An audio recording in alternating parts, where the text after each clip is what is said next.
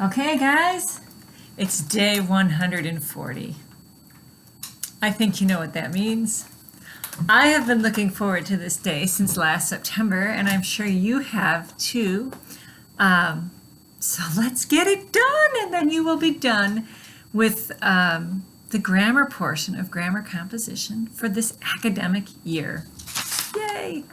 All right, capitalization on your own, and we'll check it at the end. Punctuation. Although Mike's and Diane's fathers attended career day, their mothers were busy. Is anyone speaking? Do we have any quotation marks to be worried about? No. So we don't have to worry about quotation marks. Let's just go in and punctuate. Although Mike's and Diane's fathers. All right, we have some things being possessed here. We have fathers who are being possessed. Mike's father and Diane's father. So it will be Mike apostrophe S and Diane apostrophe S, fathers. No apostrophe needed there, it's just a plural word, fathers. Although Mike's and Diane's fathers attended career day, comma, their mothers were busy, period. Does mothers need an apostrophe anywhere? No, it's just a plural noun. All right, now you have a choice for career day. It's right either way. You can leave it as is, or you could put quotation marks around it. Career day. Just make sure that the comma after day is within the quotation marks. So here's what we have. Although Mike's and Diane's fathers attended career day, their mothers were busy. All right, good job. Let's move into parts of speech pronouns. This is all review, which is a great way to end the year with some review. So we have to circle the correct pronoun. So let's take a look at 3A. The songwriter completed the song hisself or himself. I hope you remember that hisself is not a word. So the only correct word there is himself. That is the proper answer. So you're going to circle himself. Do you want to sit between Kelly and me or Kelly and I?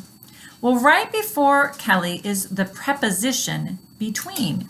So we have between Kelly and I or me. If this pronoun is acting as an object of the preposition, so it needs to be in the objective case. Is I or me in the objective case? So that's really what it comes down to. Do you remember which one of these is objective case? Well, I'll tell you, I is nominative case, so it is me in the objective case. All right, because it's acting as an object of the preposition. The next example, our governor is she, or is it our governor is her in the black suit? All right, well, let's take a look here. We have governor, it would be the subject. Is a linking verb. If we have a linking verb, then she or her is going to be a predicate nominative. Do you remember, does a predicate nominative go in the objective case or in the nominative case? A predicate nominative goes in the nominative case, which makes it she. Governor is she. You could also say she is the governor. It would mean the same thing. You wouldn't say her is the governor, right? I hope not. All right, D. We or us participants laughed as we competed in the games. Well, to make it make a little bit more sense, you can just get rid of the word participants, and then you can figure out what we say, we laughed or us laughed. Well, we or us is acting as the subject in the sentence. We laughed or us laughed. So the pronoun has to be in the nominative case. Which one of these is the nominative case, we or us? The answer is we. We laughed. We is in the nominative case, so it may act as the subject. E. Their coach awarded they trophies or them trophies. Coach would be the subject. What is the coach doing? What's the verb? Awarding. The coach awarded.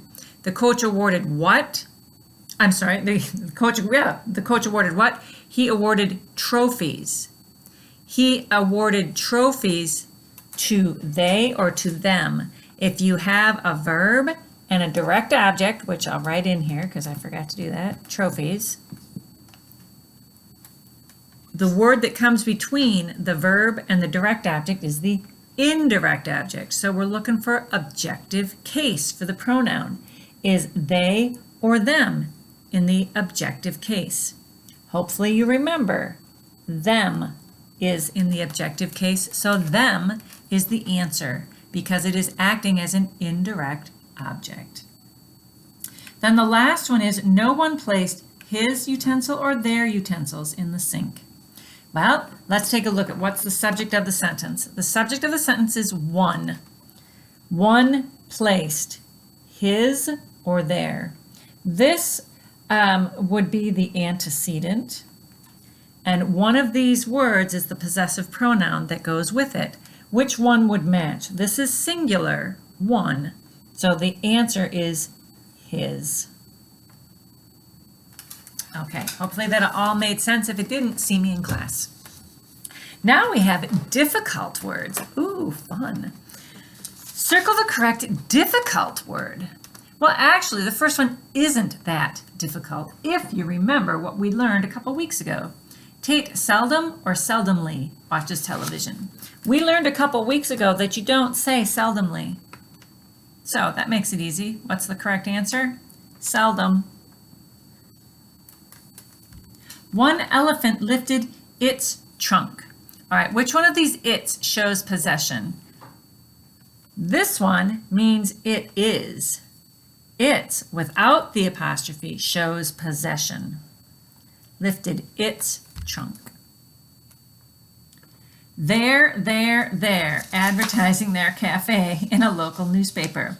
What are we trying to say here? Are we saying they're advertising as in it belongs to them? They're advertising their cafe in a local newspaper? That doesn't quite make sense.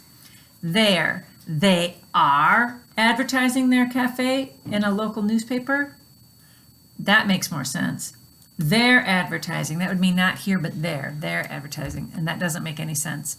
So if you come back to it, it's they are advertising their cafe in a local newspaper.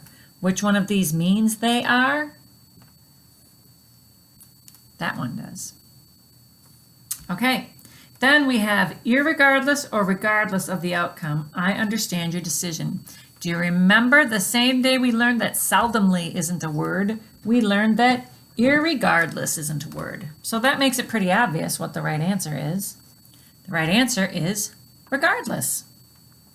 All right, so next you have your sentence combining.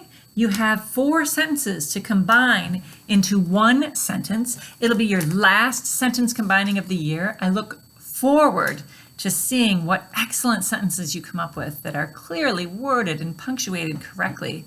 Be a wonderful way to end the year. All right, so now let's look at capitalization. You should have done this on your own. I will give you the answers. You can check.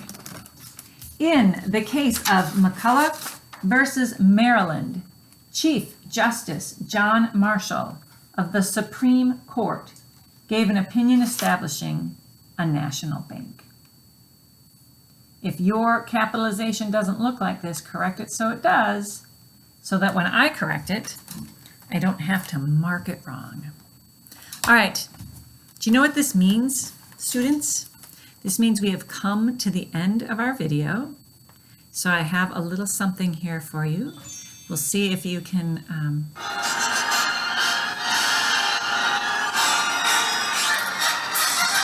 it's the end of the year! Yay! Congratulations! Way to go! I don't know if I'll really miss our times together doing these videos, but I will miss seeing you guys. So have a happy summer. God bless you.